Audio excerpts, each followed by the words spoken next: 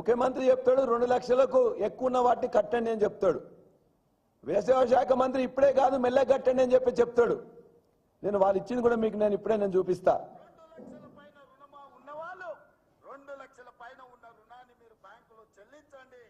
మీరు చెల్లించిన మరుక్షణం ఆ 2 లక్షల రూపాయలను కూడా మీ ఖాతాలో వేసే బాధ్యత మా ప్రభుత్వం తీసుకుంటుందని చెప్పి నేను ఆ రైతాంగానికి తెలియజేస్తున్నా. 2 లక్షల పైన ఉండేవాళ్ళు మనం చెప్పేదాకా కట్టొద్దని చెప్పారు. ఎప్పుడు మనం డబ్బులు రాగానే కట్టమంటే ఆ రోజు వాళ్ళకి అకౌంట్ వేస్తాం. లేదా ఇప్పుడే కట్టి నేను కట్టి 10 రోజులు అవుతుంది నాకు ఏదో మనం చెప్తారు. ముఖ్యమంత్రి ఒక మాట మాట్లాడతాడు, వీళ్ళు ఒక మాట మాట్లాడతారు. 2 లక్షలు వేయండి, 2 లక్షల కంటే ఎక్కువ ఉంటే ఇమ్మీడియట్ గా వేయండి అని చెప్పేసి ముఖ్యమంత్రి చెప్తాడు. వీళ్ళు మాత్రం ఇప్పుడే కాదని చెప్తారు. ఇవాళ కూడా వాళ్ళు ఎందుకు ఇవాళ ఇవన్నీ ఇబ్బందులు వచ్చినాయి?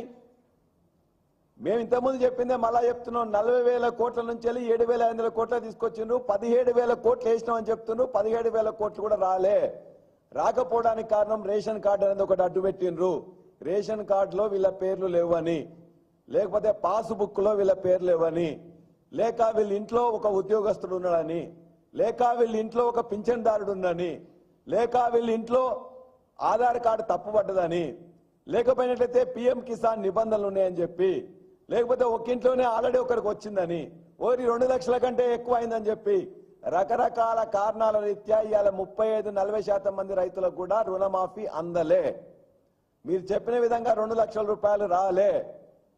కేసీఆర్ గారు 2014లో ప్రభుత్వం వచ్చినప్పుడు 1 లక్ష రూపాయలు చేస్తా అన్నాడు. ఆనాడే 16,144 కోట్లు చేసిండ్రు. 35 లక్షల మంది రైతులకు ఆనాడు చేసిండ్రు. రెండోసారి 2018లో మళ్ళా ముఖ్యమంత్రి గారు కేసీఆర్ గారు ముఖ్యమంత్రిగా ఉన్నప్పుడు రెండోసారి అయినప్పుడు 20,000 కోట్ల అవసరం ఉంటే లక్ష రుణమాఫీ చేస్తేనే 19,000 చిల్ల అంటే దరిదాపుగా 20,000 కోట్లు కావాల్సి ఉండే.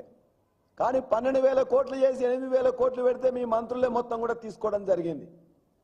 కాబట్టి 1 లక్ష కోసమే రుణమాఫీ చేస్తే మొదటిసారి 16,000 కోట్లు, రెండోసారి 19,000 కోట్లు అయితే 2 లక్షల రుణమాఫీకి 17,000 కోట్లు అయితే అని చెప్పేసి పదే అబద్ధాలు మాట్లాడుతున్నారు, అవాస్తవాలు మాట్లాడుతున్నారు, బూతులు మాట్లాడుతూ ఉన్నారు, బెదిరిస్తూ ఉన్నారు, అదిరిస్తూ ఉన్నారు.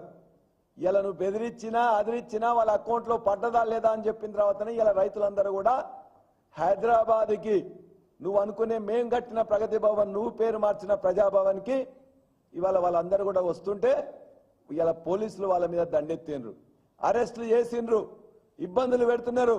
ఈ ప్రభుత్వాన్ని మేము డిమాండ్ చేస్తున్నాం.